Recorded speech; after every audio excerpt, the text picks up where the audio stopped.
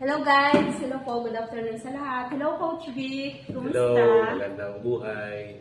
Coach Vic, ilang years ka na sa IMG at paano mo nakilala sa IMG? Ako ay mag-aapat na taon na. No, medyo matagal na rin. Pero pa-5 taon na ngayong August. 5 years ka na. Oo, 5 years na. Nakilala ko dahil sa isang kaibigan na ngunit, yun. Yun naman ang ano natin dito. Kapag kakinulat, ibig sabihin, ikaw ay mahalaga, di ba?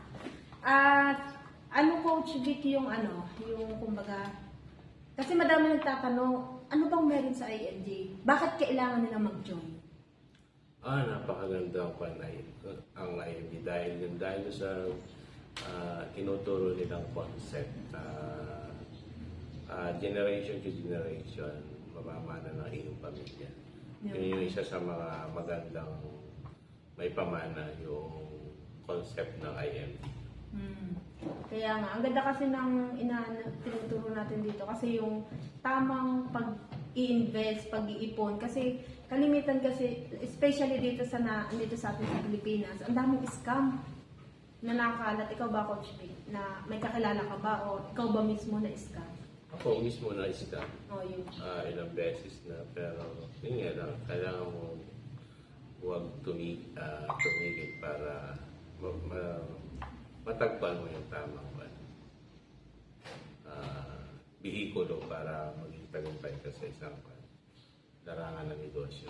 Kaya nga, tapos ang mga tao minsan nagtatanong, bakit nag-iisip sila, bakit ang mayayaman, lalong yung mayaman, bakit ang mahihirap, lalong naghihirap? Dahil doon sa mayayaman kasi may kapasidad mag-aral, nakakapag-enroll sila doon sa mga paano palaguin ang pera. Buti nga ang IFP may libreng pagtuturo ng concept ng pag-iipon. Unlike doon talaga, kada training mo may bayad. May bayad. Ay dito sa IFG, unlimited yung concept niya. Ikaw na yung bahalang umunawa kung paano mo pag-aaralan kasi unlimited niya siya. Kaya nga. At saka yung time mo, kailangan talagang magkakaroon ka dapat ng oras. Yun, isa pa. Kasi knowledge is power, pero kung wala kang knowledge, wala talaga, hindi mo talaga may implement yung tamang pag-iipon.